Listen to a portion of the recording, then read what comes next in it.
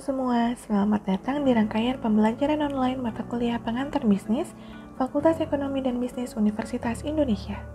Seperti biasa, konten dari pembelajaran pada hari ini menggunakan referensi utama dari buku Understanding Business karya Nickel, McCook, dan McCook.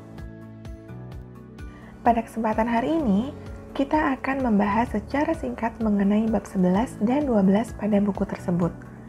Kedua bab ini pada dasarnya membahas mengenai pentingnya pengembangan sumber daya manusia, terutama di era modern ini, dan apa saja masalah kontroversial yang umumnya terjadi di lingkungan kerja dan kaitannya terhadap manajemen perusahaan.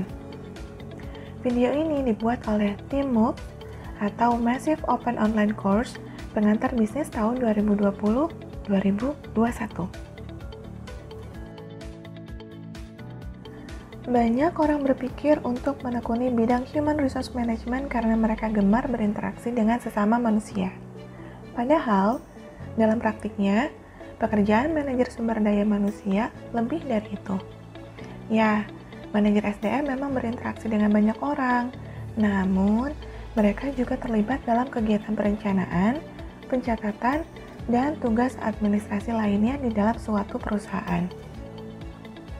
Manajemen sumber daya manusia pada hakikatnya merupakan sebuah proses menentukan kebutuhan sumber daya manusia, termasuk di dalamnya mencakup kegiatan seperti merekrut, memilih, mengembangkan, memotivasi, mengevaluasi, memberikan kompensasi, dan menyusun jadwal karyawan untuk mencapai tujuan organisasi.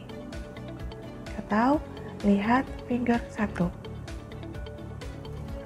Pada zaman modern ini, pekerjaan manajer sumber daya manusia menjadi lebih penting daripada sebelumnya.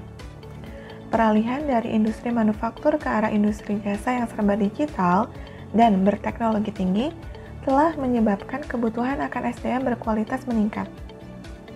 Manusia sebagai makhluk sosial dan berakal budi memiliki kemampuan yang tidak dapat digantikan oleh mesin atau robot sekalipun, seperti kreativitas dan penciptaan ide-ide baru yang pada akhirnya digunakan untuk menyiapkan produk-produk yang memuaskan keinginan dan kebutuhan konsumen.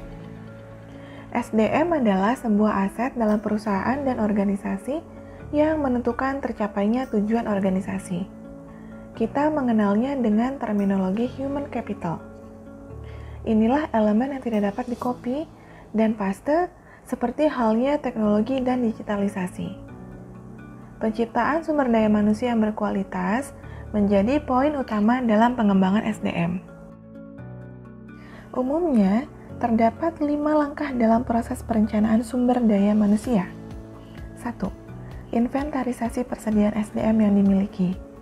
Inventaris ini harus mencakup usia, nama, pendidikan, kemampuan, pelatihan, keterampilan khusus, dan informasi relevan lainnya, seperti kemampuan berbahasa.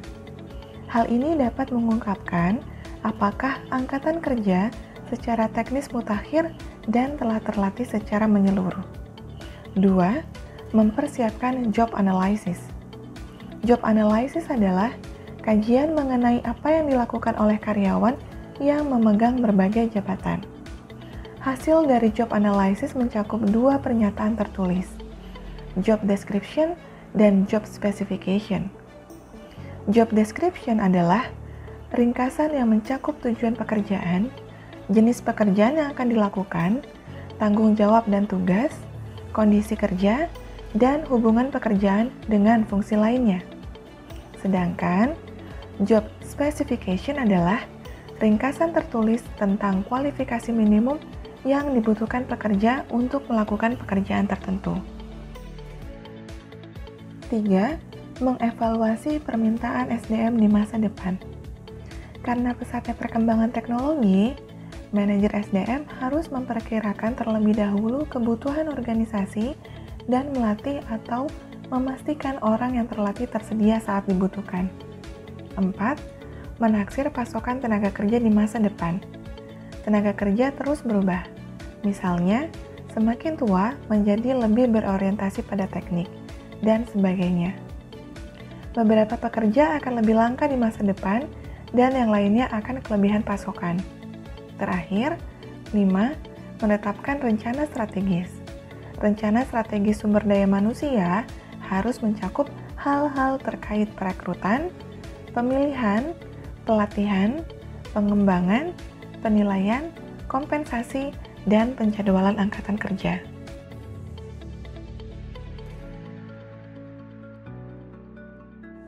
Selain itu, hal penting lainnya yang harus manajer SDM pahami antara lain mengenai pelatihan dan metode pengembangan karyawan. Pelatihan dan pengembangan mencakup semua upaya untuk meningkatkan produktivitas dengan meningkatkan kemampuan karyawan untuk bekerja. Pelatihan berfokus pada keterampilan jangka pendek, sedangkan pengembangan berfokus pada kemampuan jangka panjang. Dikarenakan teknologi dan inovasi telah mengubah tempat kerja pekerja, kini perusahaan harus menawarkan program pelatihan yang seringkali dipandang cukup canggih. Beberapa pelatihan umum dan kegiatan pengembangan yang dilakukan seperti 1. Orientasi.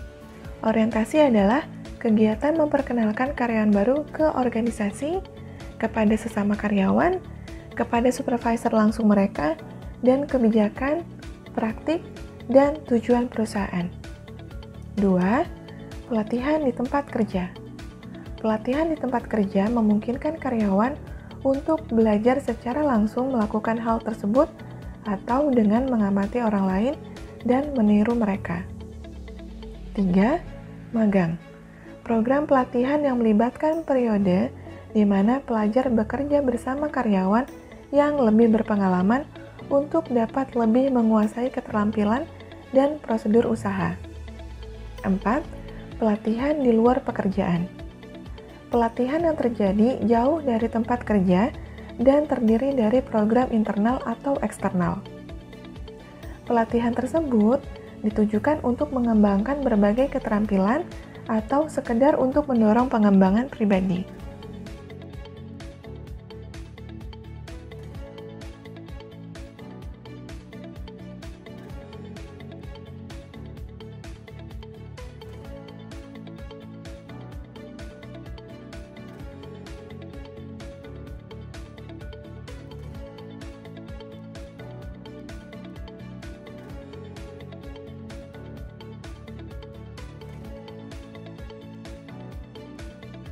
Kelima, pelatihan online. Program pelatihan di mana karyawan menyelesaikan kelas melalui internet. 6. Pelatihan di dalam ruangan. Pelatihan yang dilakukan di ruang kelas, di mana karyawan diajar tentang peralatan yang mirip dengan yang digunakan di tempat kerja. 7. Simulasi pekerjaan. Kegiatan penggunaan peralatan yang menduplikasi kondisi pekerjaan dan tugas, sehingga peserta pelatihan dapat mempelajari keterampilan sebelum mencobanya di tempat kerja. 8. Pengembangan manajemen. Proses melatih dan mendidik karyawan untuk menjadi manajer yang baik dan kemudian memantau kemajuan keterampilan manajerial mereka dari waktu ke waktu. Setelah proses pelatihan dan pengembangan karyawan dilakukan, manajer SDM dalam suatu perusahaan akan kemudian menilai apakah karyawan tersebut kini telah melakukan pekerjaan secara efektif dan efisien, serta dengan sedikit kesalahan dan gangguan. Mereka biasanya akan melakukan penilaian dengan menggunakan sistem penilaian kinerja atau performance appraisal. Penilaian kinerja adalah evaluasi yang mengukur kinerja karyawan terhadap standar yang ditetapkan, yang pada akhirnya hasil tersebut akan digunakan untuk membuat keputusan tentang promosi, kompensasi, pelatihan, atau penghentian. Sekian penjelasan untuk topik hari ini. Semoga kalian semua sekarang dapat lebih mengerti akan pentingnya pengembangan sumber daya manusia. Jangan lupa untuk menuliskan pertanyaan ataupun komentarmu di kolom diskusi ya. Sampai jumpa minggu depan di video selanjutnya.